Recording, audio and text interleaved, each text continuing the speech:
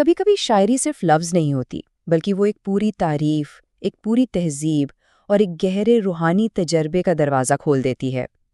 آج ہم ایک ایسے ہی کلام کی تہوں کو سمجھنے کی کوشش کر رہے ہیں، یہ جاننے کے لیے کہ یہ آواز سے عقیدت تک کا سفر کیسے طے کرتا ہے۔ تو کلام کی شروعات ہی اس ایک مصرے سے ہوتی ہے جو سننے والے کو ایک دم سے روک لیتا ہے، صدا صدائے نبی۔ ذرا سوچیں، یہ دعویٰ کتنا بڑا ہے۔ یہ صرف یہ نہیں کہا جا رہا کہ آواز بہت اچھی ہے، نہیں، اسے سیدھا پیغمبر اسلام کی آواز سے ملایا جا رہا ہے۔ اور بس یہیں سے ہمارا سمجھنے کا سفر شروع ہوتا ہے۔ مطلب یہ کہ جب یہ آواز بلند ہوتی ہے نا، تو وہ صرف آج کے لمحے میں قید نہیں رہتی، نہیں، وہ تو سیدھا 1400 سال پیچھے اس زمانے سے جا ملتی ہے جہاں پیغمبر اسلام خود موجود ہیں۔ ایسا لگتا ہے جیسے یہ آواز وقت کے سارے فاصلے مٹا رہی ہے اور ہمیں تاریخ کے ایک مقدس لمحے میں لے جا رہی ہے۔ اچھا، لیکن یہ جو کلام ہے یہ ہے کیا؟ مطلب اس کی قسم کیا ہے؟ اس کی روح تک پہنچنے کے لیے نا پہلے اس کے جسم کو یعنی نوحے کو سمجھنا پڑے گا۔ تو یہ ہے ایک نوحہ۔ یہ صرف شاعری نہیں ہے، بلکہ یہ یاد، غم اور عقیدت کا ایک جیتا جاگتا عمل ہے۔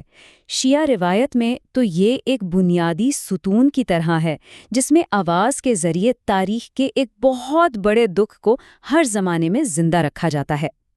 ٹھیک ہے، تو اب ہم یہ تو جان گئے کہ یہ نوحہ ہے، لیکن اگلا سوال یہ ہے کہ یہ نوحہ ہے کس کے بارے میں؟ یہ آواز کس کی ہے جسے نبی کی آواز کہا جا رہا ہے؟ اور جواب فوراً ملتا ہے۔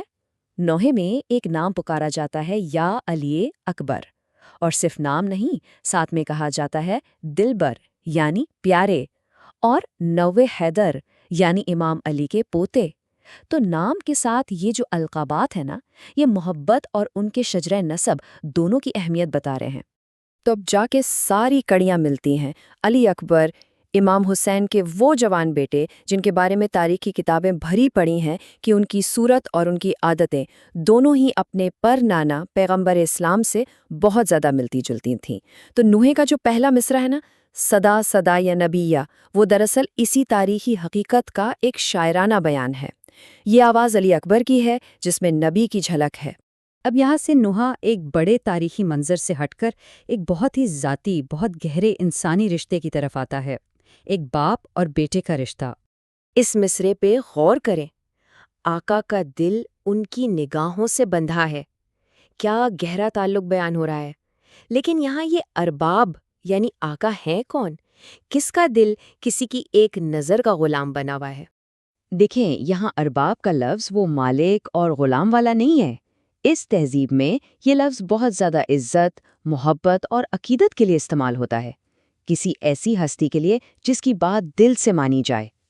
اور یہ ارباب امام حسین ہیں۔ تو مطلب یہ ہوا کہ یہ مصرع امام حسین کی اپنے بیٹے علی اکبر سے جو شدید محبت تھی نا، اس کو دکھا رہا ہے۔ یہ بتا رہا ہے کہ کیسے ایک باپ کا دل اپنے بیٹے کی ہر حرکت سے، ہر نظر سے جڑا ہوا تھا، اور یہی وہ بات ہے جو کربلا کے سانحے کو ایک یونیورسل انسانی جذبے سے جوڑ دیتی ہے۔ بالکل، نوحہ یہی تو بتا رہا ہے کہ کربلا صرف ایک جنگ کا نام نہیں، یہ تو رشتوں کی قربانی کی بھی کہانی ہے۔ اس ایک چھوٹے سے مصرے میں ایک باپ کے دل کا سارا حال کہہ دیا گیا ہے، اور یہی وہ انسانی پہلو ہے جو اس واقعے کو ہر دور کے انسان کے لیے اتنا اثر انگیز بنا دیتا ہے۔ اچھا، تو اب چلتے ہیں اپنے آخری حصے کی طرف اور یہ سمجھنے کی کوشش کرتے ہیں کہ آخر اس کلام میں ایسی کیا طاقت ہے کہ صدیاں گزرنے کے بعد بھی یہ ویسے کا ویسا ہی زندہ ہے۔ اس کا جواب نہ نوحے کے مقصد میں ہی ہے۔ دیکھیں، نوحے کا کام صرف کہانی سنانا نہیں ہے، بلکہ سننے والے کو اس یاد کا، اس واقعے کا حصہ بنا دینا ہے۔ یہ ایک اجتماعی یاد ہے جس میں شامل ہو کر ہر کوئی اس تاریخ سے جڑ جاتا ہے۔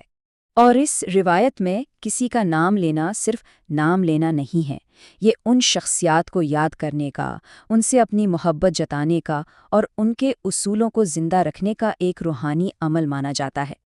اور آخر میں نوح ہمیں اس ایک خیال کے ساتھ چھوڑ دیتا ہے، یہ کہتا ہے کہ جو بھی ان ہستیوں کا نام لیتا ہے نا، وہ خود بلند ہو جاتا ہے۔ مطلب یہ یاد کرنے کا عمل صرف ماضی کو دہرانا نہیں بلکہ یہ تو خود کو روحانی طور پر اوپر اٹھانے کا ایک راستہ ہے، اور یہی وہ فلسفہ ہے، یہی وہ یقین ہے جو ایک نوحے کو صرف ایک غم کی داستان سے کہیں آگے ایک لازوال روحانی تجربہ بنا دیتا ہے۔